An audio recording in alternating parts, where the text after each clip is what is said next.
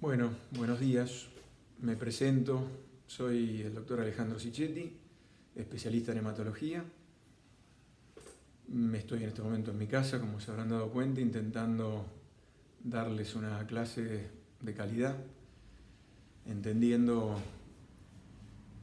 las circunstancias del COVID-19, de este virus SARS-CoV-2 que nos tiene a todos un poco condicionados por esta cuarentena parcial que tenemos los médicos, pero que no nos permite juntarnos. Ya, si Dios quiere, los voy a esperar en mi hospital, en el cual estoy hace 25 años, que es el Hospital Evita Pueblo de Berazategui, donde van a tener ahí una subsede de la cátedra. Pero bueno, mientras tanto vamos a tener estas clases que vamos a subir a la plataforma de la facultad, de nuestra Universidad Jauretche, a la cual pertenezco hace muy poquito tiempo. Yo fui ayudante de trabajos prácticos en cátedra de clínica de la Universidad Nacional de La Plata hasta el año pasado. Y bueno, ahora estoy participando con mucho gusto de este nuevo proyecto que tiene estas características más modernas, más adaptadas, con una nueva currícula, y que me interesó desde el primer momento que me propusieron formar parte. Las primeras charlas van a ser charlas de orientación de mi especialidad para que ustedes empiecen a entender cómo funcionan nuestras herramientas, que son las mismas herramientas de cualquier otro médico clínico, pero que debiéramos estar más entrenados los hematólogos en algunos aspectos de estas herramientas para que funcione, para sacarles mayor provecho. Ustedes saben que la patología hematológica básicamente se divide, como toda patología, en primarias y secundarias. La mayoría son secundarias, o sea, son epifenómenos hematológicos de una patología que proviene de otra disfunción de otro órgano, de otro sistema, y en el cual termina formando parte del sistema hematológico o hemolinfático, que es el tipo de problemas que nos dedicamos específicamente los hematólogos.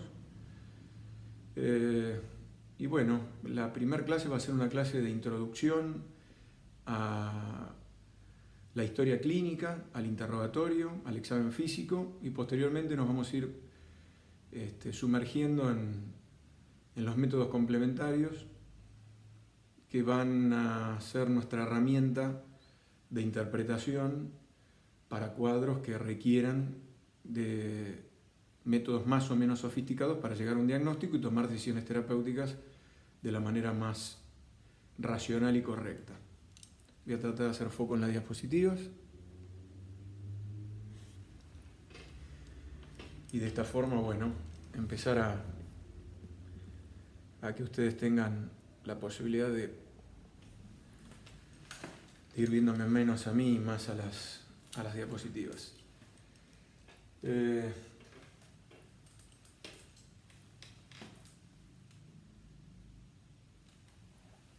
Bueno, como les contaba recién, la historia clínica detallada muestra normalmente síntomas variados e inespecíficos. Por ejemplo, la fiebre de origen desconocido, que todos sabemos que es algo que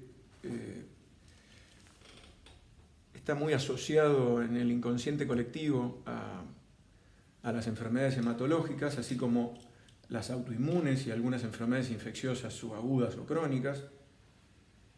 Pero bueno, no es algo específico como tampoco la astenia o las infecciones recurrentes, pero si pensamos en la asociación entre el sistema de defensas, o la inmunidad, los leucocitos en todas sus formas, los glóbulos rojos, que son quienes transportan oxígeno y nos permiten un normal funcionamiento de los distintos órganos y sistemas,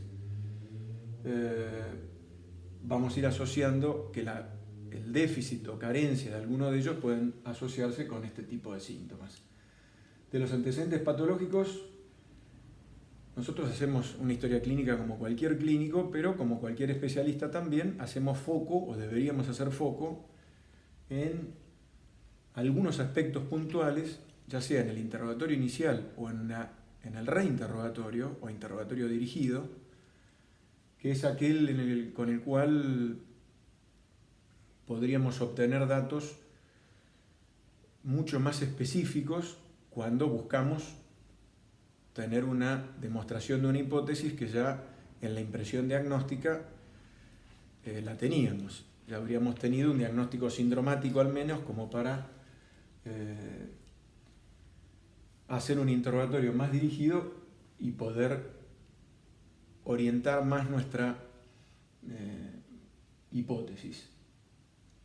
La exposición a agentes físicos, químicos o medicamentos, por supuesto que es fundamental en cualquier interrogatorio básico u orientador, pero en la patología oncohematológica o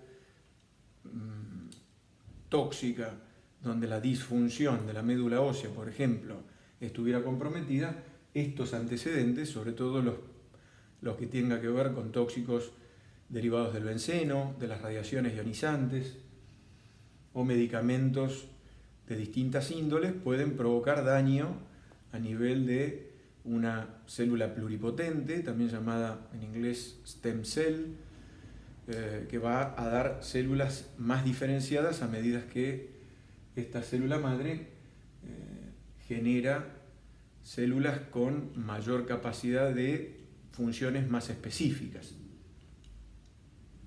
Los hábitos, como la dieta, que puede tener distintas carencias de nutrientes. Ustedes saben que los nutrientes son necesarios para la normal fabricación de glóbulos rojos, blancos, no tanto de plaquetas, pero sí de glóbulos rojos, o de su elemento indispensable o principal del glóbulo rojo, que es la hemoglobina.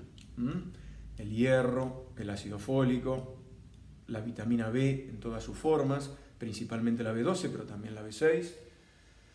El ciclo menstrual, las mujeres tienen una ecuación de entrada y salida de hierro, como ya vamos a ver en las anemias ferropénicas, en lo que se llama ferrocinética o ferroquinética, donde la entrada de hierro en la dieta, ustedes saben que el hierro proviene de la dieta, y la pérdida en el ciclo menstrual es la causa más frecuente de anemia en el mundo, en mujeres en edad fértil, por supuesto. Y el hábito evacuatorio intestinal, esa pérdida de sangre que pudiera ocurrir, que a veces el paciente la ve y se asusta rápidamente porque el ver sangre roja rutilante en la materia fecal alerta a cualquiera, salvo en gente muy mayor que ya no ve o no tiene ya la costumbre de mirar o está asistido por alguien. Así que siempre hay que tener en cuenta que en los interrogatorios esa barrera sociocultural o etaria hace que uno tenga que tener cuidados especiales en interrogar al paciente y a un familiar o cuidador de manera más dirigida.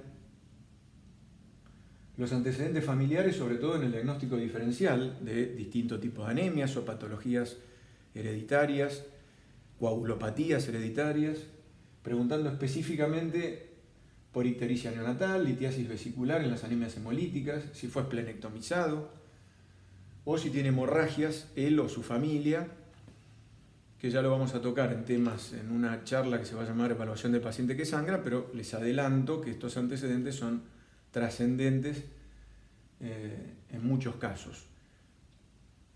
En el examen físico, bueno, vamos a hacer un examen físico completo y minucioso como cualquier colega. Vamos a tomar especial interés en la coloración de la piel y las mucosas, aunque esto se repite a lo largo de la historia de la medicina y no deja de ser una verdad a todas luces cuando el nivel de hemoglobina es suficientemente bajo. Si no hay 7 u 8 gramos por decilitro de nivel de hemoglobina, difícilmente haya tanta palidez. También la palidez depende de la raza, depende de las características de la piel de la familia. Hay gente pálida, blanco pálida,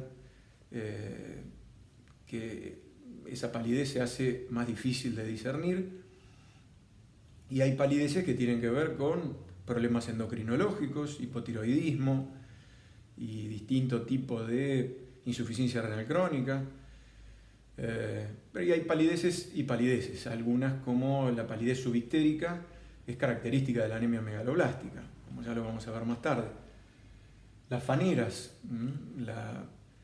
pérdida de cabello, las uñas quebradizas, las organomegalias, ni hablar, sobre todo la esplenomegalia. Los hematólogos somos como muy rigurosos con la palpación y la percusión, pero sobre todo la palpación del vaso. El vaso es un órgano no tan fácil de palpar cuando es un grado 1 o 2, y tampoco fácil de palpar cuando es un grado 4, porque ocupa todo el abdomen, y si uno no tiene una técnica correcta, empezando desde la fosa ilíaca izquierda y poniendo al paciente en decúbito supino lateral derecho, no debería uno asegurar que no palpa el vaso. Y como ustedes van a ver después, muchos métodos complementarios terminan no siendo totalmente claros en cuanto a la presencia o ausencia de esplenomegalia, siendo la ecografía el más leal.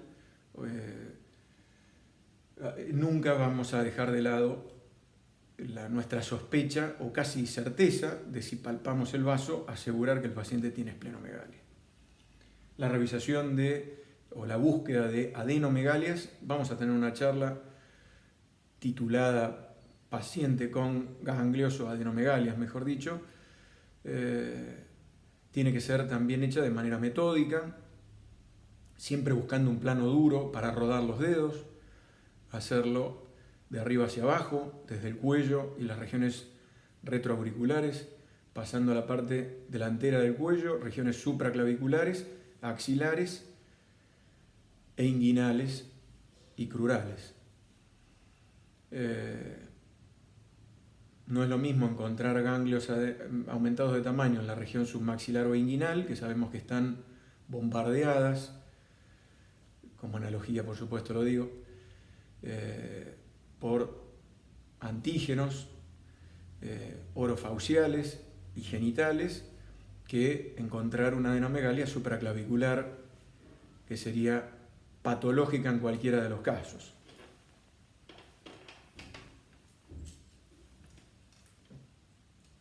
Mi giro, como ya se habrán dado cuenta, es porque tengo la computadora detrás mío y necesito darme vuelta para cambiar las diapositivas. Bueno, pasando al laboratorio básico o de orientación, ustedes siempre tengan en cuenta que hay estudios de orientación o tamizaje y estudios de confirmación o específicos, y el laboratorio forma parte de ese kit o herramienta donde el hemograma es pedido hasta como estudio de guardia o en un paciente internado como estudio básico, todos lo sabemos. Ahí el dato fundamental va a ser el nivel de hemoglobina y no el número de glóbulos rojos o el hematocrito. Después vamos a hablar del laboratorio específicamente. ¿Por qué? Porque es el dato más reproducible y exacto. Y necesitamos esas dos características para nuestra seguridad y poder evaluar la presencia o no de anemia. Los índices hematimétricos serían 3 índices fundamentales para evaluar los parámetros eritroides: el recuento y fórmula leucocitaria y el recuento de plaquetas. Eso sería un hemograma completo, no debería aceptarse que no estuvieran estos datos. Muchas veces uno ve un laboratorio de guardia donde el número total de leucocitos y los parámetros eritroides son los únicos que figuran, como si las plaquetas no fueran un elemento fundamental, o el recuento diferencial de leucocitos. Es algo básico. La eritrosedimentación o, en su defecto, la proteína C reactiva, llamada también PCR, si bien no son lo mismo, hablarían de un factor inflamatorio anormal, y eso es lo que nos va a orientar. Si bien la eritrosedimentación tiene más que ver con las cargas de los glóbulos rojos y las disproteinemias que la PCR, hoy algunos laboratorios, inclusive dentro del ambiente hematológico, casi se toman como similares. Yo creo que hay que pedir los dos. La química básica, que todos ustedes saben en qué consiste, también la pedimos los hematólogos. La láctico dehidrogenasa o LDH es fundamental, es una enzima intracitoplasmática que habla de replicación celular, de destrucción celular y replicación, lo mismo que la beta-2 microglobulina. El proteinograma electroforético, no podemos olvidarnos de que las disproteinemias, ya sean policlonales, oligoclonales o monoclonales van a ser fundamentales en la evaluación de cualquier paciente y sobre todo en un paciente donde sospechamos una patología hematológica. La hemostasia básica, que incluye el tiempo de protrombina y el KPTT o parcial de tromboplastina, son estudios de orientación básica en un preoperatorio, en un paciente con sangrado o en un paciente con compromiso sistémico. La ferrocinética básica, que consta de la ferremia, la transferrina, la saturación de transferrina y la ferritinemia, ya lo vamos a ver cuando hablemos de anemia. La B12 plasmática y la folemia si correspondiese pedirlo en un paciente con una anemia microcítica hipocrómica con causa clara de pérdida de sangre, creo yo que no sería racional en cuanto al costo y al pedido indiscriminado, pero lo podemos discutir también más tarde. Y el extendido de sangre periférica, también llamado frotis de sangre periférica, coloreado, es un estudio que dentro de la evaluación de un paciente con sospecha de patología hematológica es fundamental. Voy a dar una pequeña charla de frotis de sangre periférica, así que no me voy a extender en este momento para tener filminas que sean un poco más gráficas.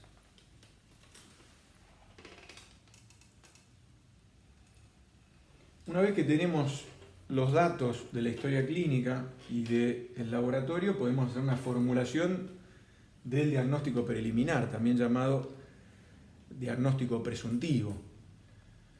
A partir del diagnóstico presuntivo podemos desarrollar el plan de estudios lógico y organizado para sacar conclusiones con las menores molestias o invasión del paciente, a eso me refiero con los riesgos, y los costos. Son algo que en los parámetros econométricos antiguamente no nos formaban en ese tipo de problemática y a lo largo de los últimos 20 años el mundo se dio cuenta de que era importante tenerlos en cuenta como cualquiera de las otras que son, por supuesto, desde el punto de vista humanitario, mucho más importantes, pero si no cuidamos nuestros recursos, tampoco podemos hacer una medicina humanística o humanitaria. Tenemos que determinar el diagnóstico de certeza una vez que tengamos el diagnóstico presuntivo, porque nadie debiera tomar conductas agresivas, y con agresivo me refiero a que se comprometa la integridad del enfermo producto del tratamiento. Acuérdense del primum non nocere, primero no dañar, y para uno el primero no dañar o no dañar con el tratamiento tiene que tener un diagnóstico de certeza. Hoy en medicina casi no estaría admitido iniciar un tratamiento sin tener diagnóstico de certeza, y menos en especialidades de este tipo.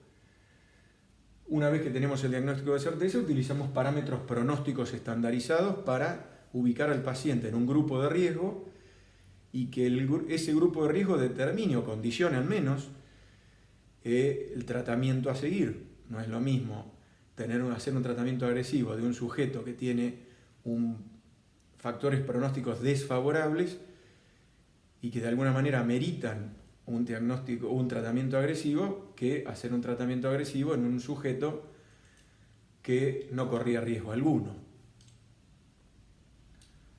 Luego, comunicar al paciente y o familiar el diagnóstico, el pronóstico y nuestra decisión terapéutica.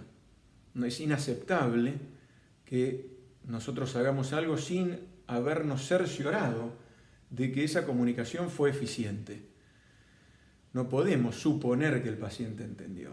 Eso yo lo veo con médicos incluso cercanos, cuando uno los ve trabajar, sobre todo con colegas jóvenes que dan por sobreentendido y avanzan en conductas, a veces hasta con cierto grado de enojo para con los pacientes, entendiendo que el paciente no está haciéndole caso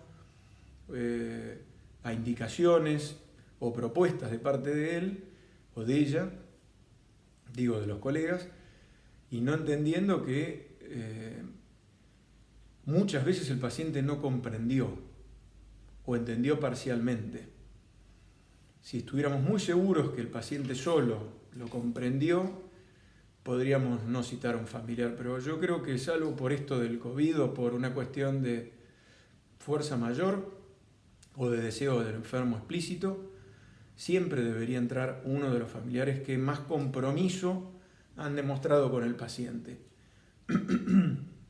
o interés. Ustedes vieron que muchas veces cuando el diagnóstico es de algo serio y el hematólogo siempre tiene mala fama de que siempre es por algo serio, suelen venir con varios familiares y a veces se hace engorroso hablar con 4 o 5 personas.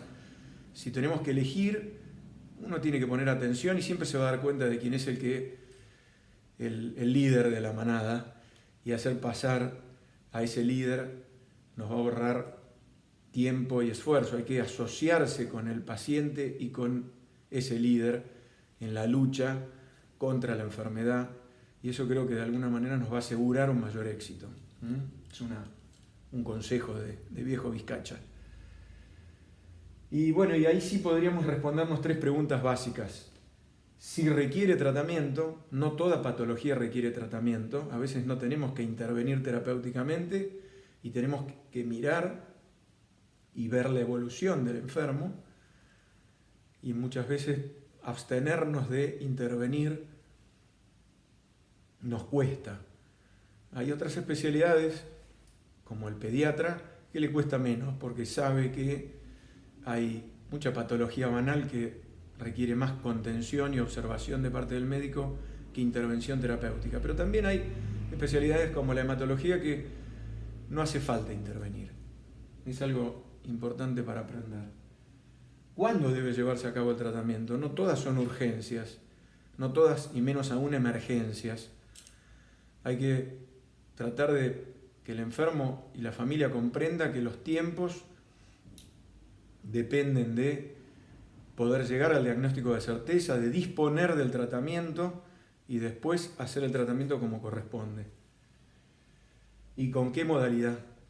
Hay distintas modalidades y el enfermo tiene el derecho de elegir junto con nosotros, con el equipo médico, qué modalidad es más cercana a sus afectos, a su cultura, a su forma de ser, y no deberíamos arrogarnos el derecho de elegir por nuestra cuenta. Sí aconsejarlos, pero no elegir, al menos sin que ellos participen.